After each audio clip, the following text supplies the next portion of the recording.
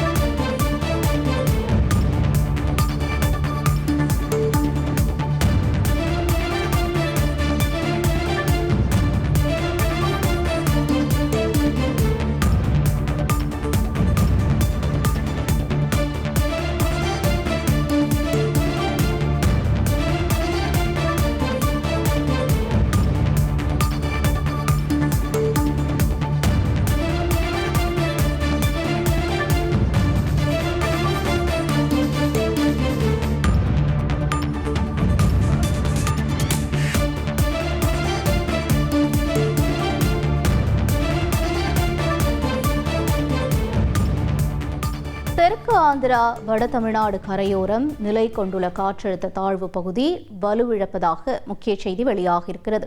கூடுதல் விவரங்களை செய்தியாளர் தாய்மானவன் வழங்க கேட்கலாம். தாய்மானவன் வணக்கம். வானிலை அறிக்கை சொல்வது என்ன?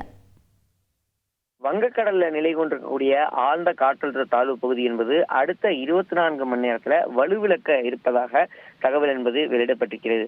தென்மேற்கு மற்றும் அதனை ஒட்டிய மத்திய மேற்கு வங்கக்கடல்ல தெற்கு ஆந்திரா மற்றும் வட தமிழ்நாடு கரையோரம் நிலை கொண்டிருக்கக்கூடிய ஆழ்ந்த காற்றழுத்த தாழ்வு பகுதி என்பது மேற்கு தென்மேற்கு திசையை நோக்கி நகர்ந்து வருகிறது. இது அடுத்த 24 மணி நேரத்திற்குள் குறைந்த காற்றழுத்த தாழ்வு பகுதியாக அதே பகுதியில வலுவிழக்க இருப்பதாக இந்திய வானிலை ஆய்வு மையம் அறிவிப்பை வெளியிட்டிருக்கிறது. ஏற்கனவே வங்கக்கடல நிலை கொண்டிருக்கக்கூடிய அந்த ஆழ்ந்த காற்றழுத்த தாழ்வு பகுதி என்பது ஆந்திர மாநிலத்தை நோக்கி நகர்ந்த சூழல்ல நேற்றைய தினம் முதல் மீண்டும் தமிழக கடற்கரை நோக்கி வட தமிழக கடலோர பகுதியை நோக்கி நகர தொடங்கியது. இந்த நிலையில தான் இது வலுவிழக்க கூடும் என தகவல் என்பது வெளியிடப்பட்டிருக்கிறது.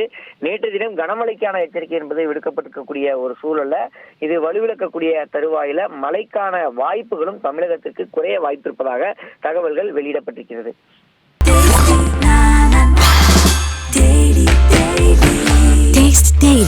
Taste the Daily.